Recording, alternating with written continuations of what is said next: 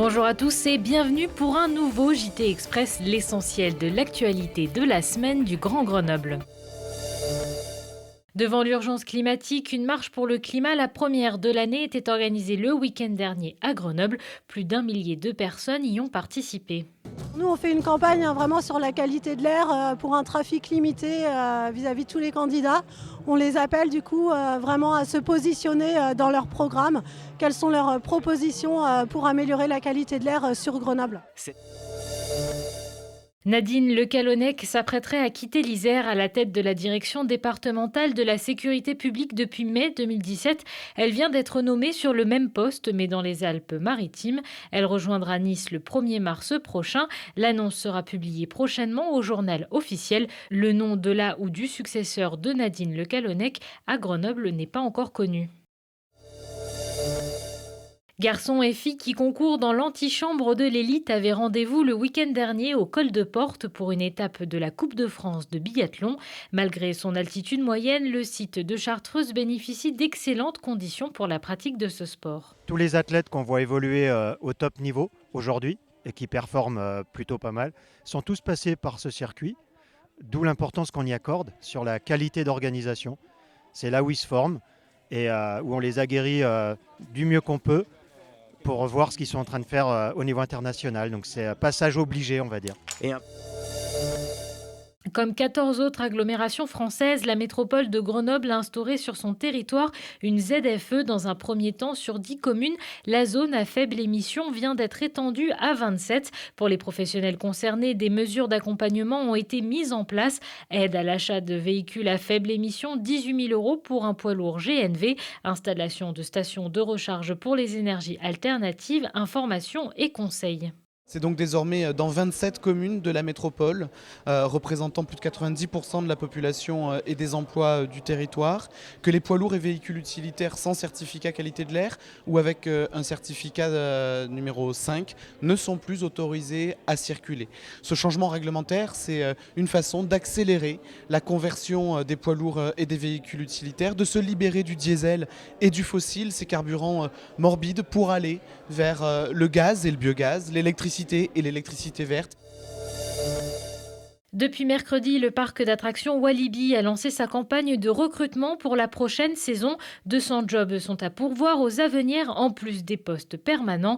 De l'accueil à la restauration, en passant par la vente et la maintenance. Walibi recrute également des secouristes ou des agents de propreté, des postes qui ne nécessitent pas forcément une expérience. Pour la 5e année, un programme de formation complet sera proposé à 15 demandeurs d'emploi.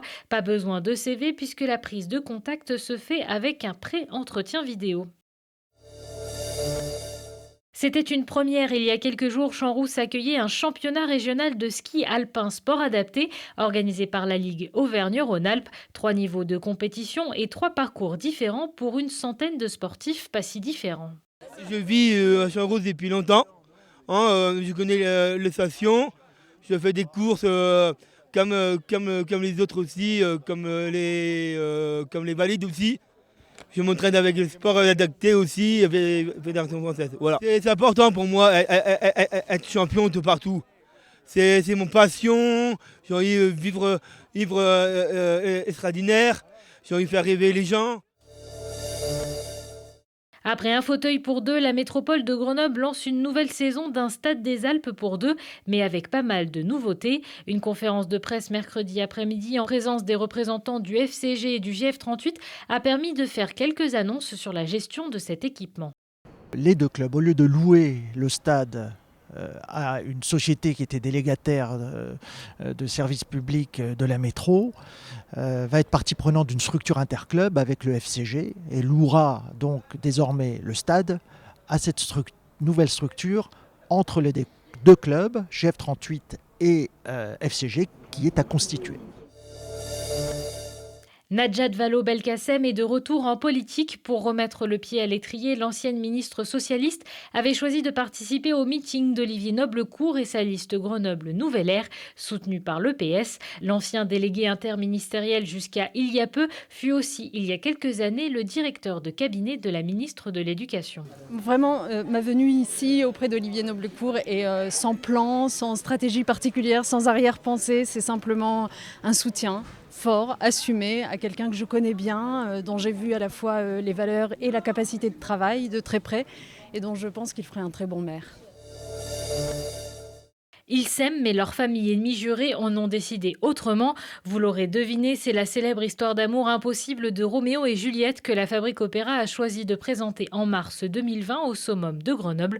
Pendant que les artistes répètent, les petites mains se livrent à une bataille de ciseaux et d'aiguilles, du noir et du blanc pour les Capulets et de la couleur pour les Montaigu.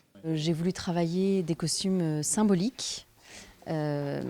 Côté Capulet, ce sont des costumes extrêmement austères, noirs et blancs, graphiques, qui symbolisent l'emprisonnement de Juliette dans une société extrêmement traditionnelle. Et côté Montaigu, ce sont des costumes beaucoup plus fluides, beaucoup plus fantaisie, qui représentent symboliquement le rêve d'ailleurs de Juliette.